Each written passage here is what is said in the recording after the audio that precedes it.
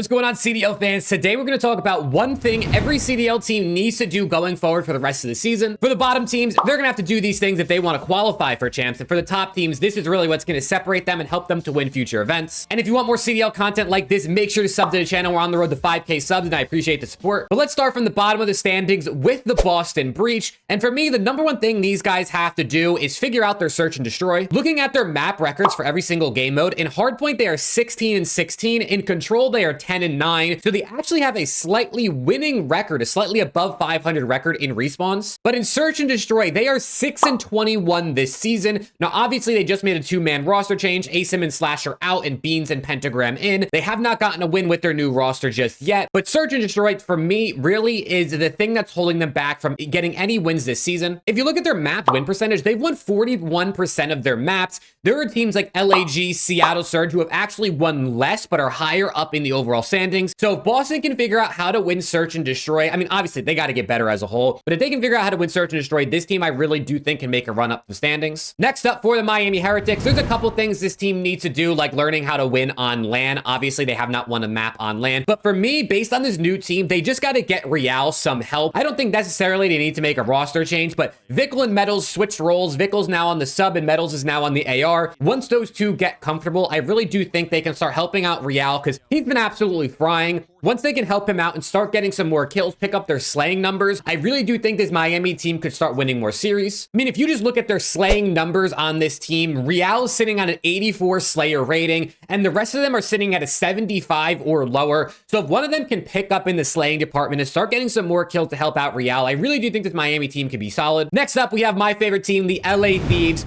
For me, I really think we need to figure out how to stop going game 5. Now, luckily, we're pretty good at game 5. We are 5-1 this season when we go to map 5, which is a really, really great record. We got to start figuring out how to close out games 1 so we can have a better map win percentage, which is good for tiebreakers going forward. And 2, you can't afford to go to game 5 versus good teams. Our only game 5 loss this season is to Atlanta FaZe on LAN at Major 2. If we can figure out how to start winning these middle maps, these controls, these map 4s, I really think this sets LAT up for further success, as well as gives them more confidence going forward into future matches. When you kind of go game 5 all the time, you almost expect yourself to go there. So once they go up 1-0, 2-0, I feel like it might be a little down on their confidence going into game 3 or game 4, because they almost expect they're going to lose and have to ice up in game 5, because that's just been the situation for this team. So for me, stop going game 5, as well as just finding consistency across the board. And I think the team is looking much better this split. Now to go to the other side of LA with LAG. And honestly, I think it's pretty straightforward. You got to drop Assault. Post-production Jake here. LAG has actually replaced Assault with Flames, their sub player that has been on their bench this whole season. So my entire rant that I was about to go on about dropping Assault is no longer really applicable. So shout out to LAG. I mean, they actually did what I said they needed to do before I even released the video. Next up, our 8th place team currently in the standings. It is the Seattle Surge. This new Seattle team honestly looked much better. I know they haven't been doing anything crazy in terms of slaying, but they're 2-1 right now. They look more comfortable on the map. And for me, they just need to find consistency in the respawns, and especially in control. If you look at their respawn records, they are 12-25 in Hardpoint, and they are 4-18 in control, right? So this team is pretty abysmal at respawn. Now, they did just beat New York Subliners in 3 respawns to 3-1 them this past weekend. So Seattle, definitely with this new roster, I think is making strides in respawn. But overall, they got to figure out how to be consistent. They got to keep figuring out how to win, especially in control. I mean, 4 control map wins out of 22 maps is just absolutely criminal this season. So once they figure that out, I really do think the Seattle Surge team could probably keep themselves in the race for champs. For the number 7 team right now, it is the Carolina Royal Ravens. And honestly, there are 2 main things. Number 1, they got to get Gwyn some help, especially in the slaying department and in respawns. When you look at their respawn numbers, Gwyn is like the only guy really being consistent, putting up positive numbers, and just overall helping them to get these wins. I mean, he literally like carried them to beating New York Subliners this past weekend. So Carolina, get Gwyn some help in respawns, but also the other one is just get better at search and destroy. This team is 11-19 in search, which honestly isn't the worst record in the league. They don't have a single positive KD in SND. Now I know KD isn't everything, but you really got to see, the best teams are going to have positive KDs in search and destroy. So if you're the Royal Ravens, get Gwyn some help in respawn and get a little bit better at search and destroy to find yourself at least as a 500 team in search. I really do think Ravens, now that they're in an apartment together, a new facility together, They definitely are looking like they're going to be a strong team going forward. For the number 6 team in the standings, we got the Las Vegas Legion. This one is a weird one because they just made a roster change, right? They dropped Purge, they brought in ASIM. We've only seen one match with ASIM in the team, and they obviously played OpTic Texas. But watching this one match, man, they looked lost on the map. I mean, you saw OpTic Texas's reactions in the cams or Shotzi interview, basically saying they had no idea what these guys were doing. And it really looked like Vegas had no idea what they're doing. They were playing slow. They were like literally camping. They just looked really, really confused on the map. They didn't look like they really had a lot of play calls. And a lot of people are thinking that is because they dropped Purge, who was their IGL. He was the guy making calls and helping to direct the troops in game. So for me, they got to figure out how to play without Purge, apparently, because I know ASIM played horrible, right? ASIM played really, really bad against OpTic Texas, but they got to figure out how to play without Purge as their IGL, whether Attach has to step up or ASIM has to step up in the comms, whatever the case may be, or the coaching has to figure something out outside the game to give them more confidence going in. Whatever they do, they got to figure it out, man, because honestly, it looked night and day in that first match with ASIM compared to how they looked with Purge. Our number 5 team, the Minnesota ROKKR, have reclaimed the number 5 spot this past weekend from the Las Vegas Legion. For me, they just got to get kills, man. This ROKKR team needs to get kills.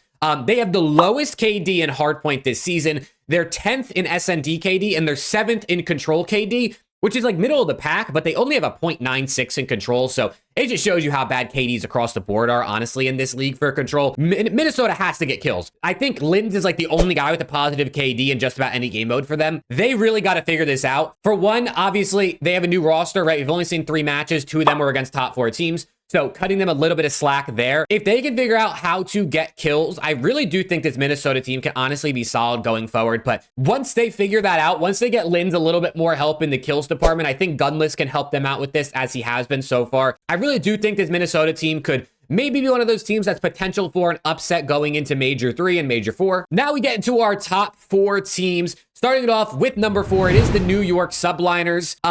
For me, Sib and Kismet have to find consistency. Obviously, this team just lost to Ravens. They just lost to Surge, which is insane. And of course, they've had some inconsistency across the board this season. Top 12 at Major 1, top 3 at Major 2, and now they're, 1 and 2 or whatever they are currently in Major 3. So I think it's Sib and Kiz. They got to find consistency. If you go back and look at the series New York have lost so far this season, most times it's either Sib or Kiz or both of them getting absolutely fried. There's been a bunch of series this year where Kiz has gone like -20. And that's not something you want to see. Now, at the end of the day, he's your entry SMG, right? He's the guy who's probably going to go negative, so it's not the end of the world. He's got to step it up a little bit. Sib has also got to step it up too. They just got to find consistency. And if one of those players or both of those players can find a way to get around a 0.95, a 1.0 in a majority of their series, I think this team can kind of get back to where they were at that top 3 placing at Major 2. For our number 3 team in the standings, it is OpTic Texas, who are now only 10 points behind Toronto Ultra, by the way, which is pretty interesting. For OpTic, I mean, it literally comes down to one thing. They got to figure out how to beat FaZe. They got to, for one, stop throwing their games against FaZe, and also just learn how to ice up against Atlanta FaZe. Their last 6 losses this season are to FaZe. They literally have not lost to any other team since January 19th when Miami 3-0'd them online in Major 1 qualifiers. It's actually kind of insane when you think about how OpTic is playing. If you look at this season, OpTic is 0-6 versus FaZe, and they are 19-2 versus the rest of the teams. Their only losses coming to Miami online in Major 1 qualifiers,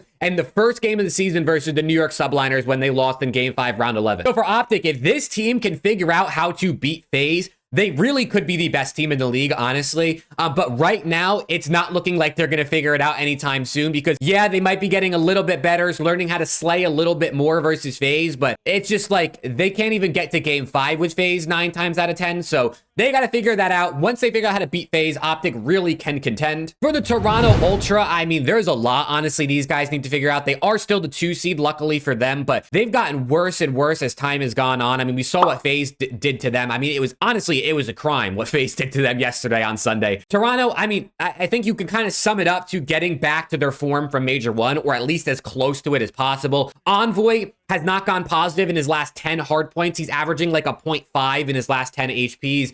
Insight has honestly looked significantly worse. Kleenex he's been okay, but he's been a bit, back and forth. And obviously Scrap has still looked really good. But at the end of the day, Toronto Ultra, if they don't get even half of what they looked like at Major 1, they are not going to be competing for a championship again anytime soon. And then for our number one team, Atlanta FaZe, obviously there isn't really much FaZe needs to do, right? I mean, they're in first place. They're 22-4 on the season.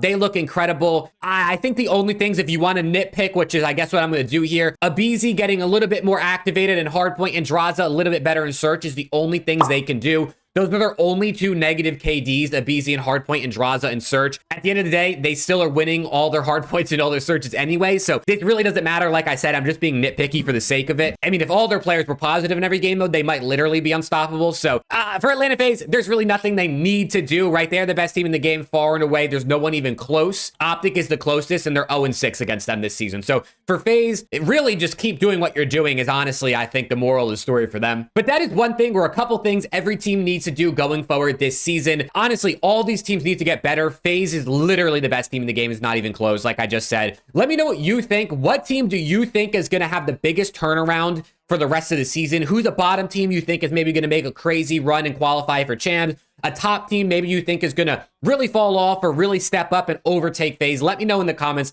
And like I said, sub to the channel. We're on the road to 5K subs. I'd love to hit that before we get like halfway through this year. So in the next couple months, that'd be absolutely insane. If you like CDL content, this is the place to be. And with all that being said, I hope you enjoyed the video and I'll see you all in the next one.